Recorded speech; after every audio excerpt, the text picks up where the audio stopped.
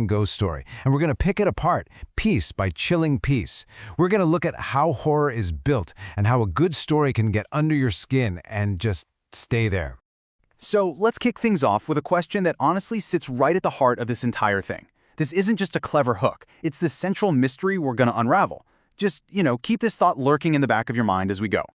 Okay, so picture this. We've got a family, Mohit, his wife Shreya, and their daughter Sakshi.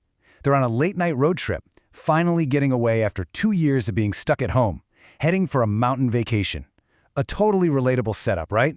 Well, it's about to become an absolute nightmare. You can just feel the silence here, can't you? It's that heavy, suffocating quiet you only get on a deserted road in the middle of the night.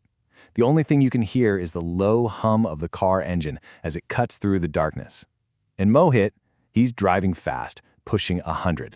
And then, bam, out of absolutely nowhere, a woman holding a child just appears in the road. She's just there, caught in the harsh glare of the headlights. Mohit has zero time to react. You can almost feel that sharp gasp, that intake of breath before the inevitable. He slams on the brakes, and you can almost hear it, that horrible, piercing screech of tires on asphalt. But it's way too late. The impact is just horrific. The woman and child are thrown almost 20 feet into the air before they just crumple. The car spins out of control and smashes into a tree. But here's where things get really weird. Mohit, completely dazed, turns to his wife Shreya, and her version of reality is totally different. She's insisting there was no one there, that the road is empty.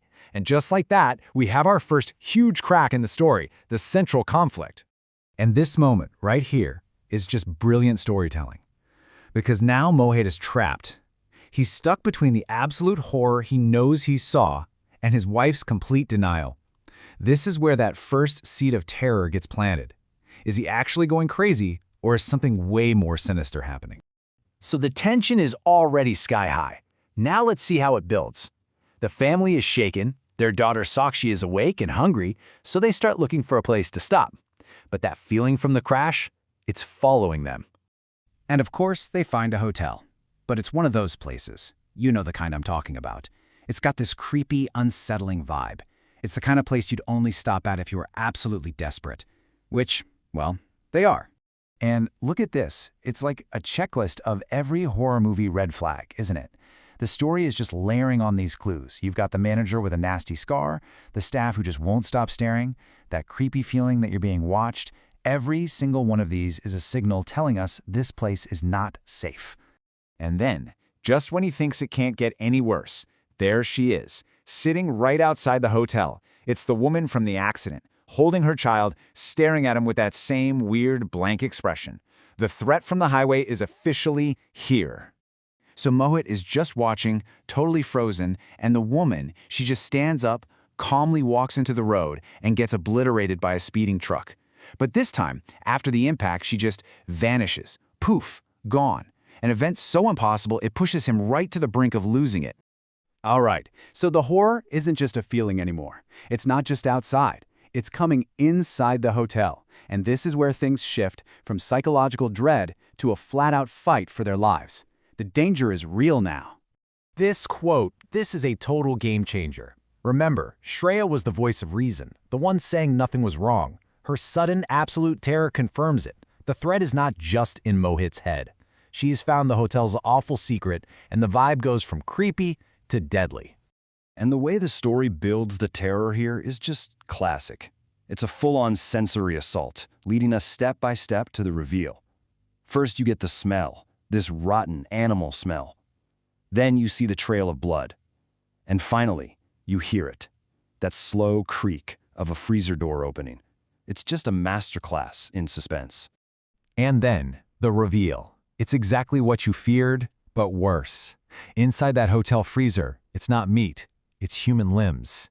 This place isn't a hotel at all. It's a butcher shop, a trap set for anyone unlucky enough to stop. But the physical horror isn't even the worst part. The real gut punch is this.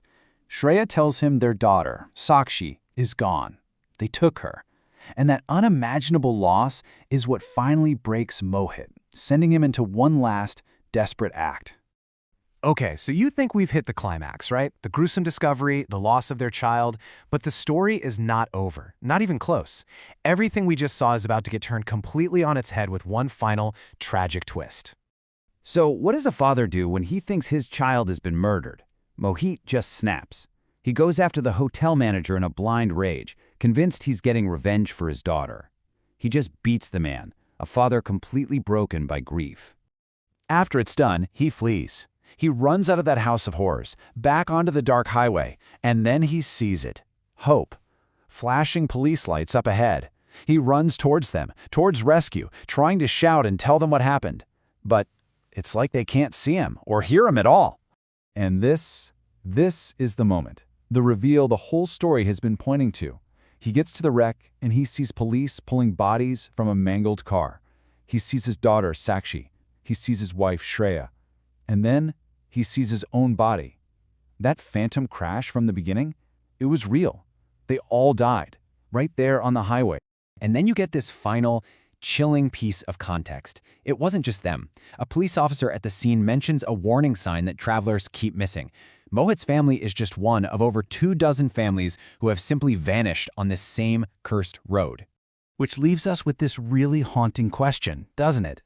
Everything Mohit went through, the ghostly woman, the cannibal hotel, it was all his spirit's tortured nightmare playing on a loop. So maybe the scariest ghosts aren't really monsters. Maybe they're just echoes of pain, forever replaying their final tragic moments because they just can't move on.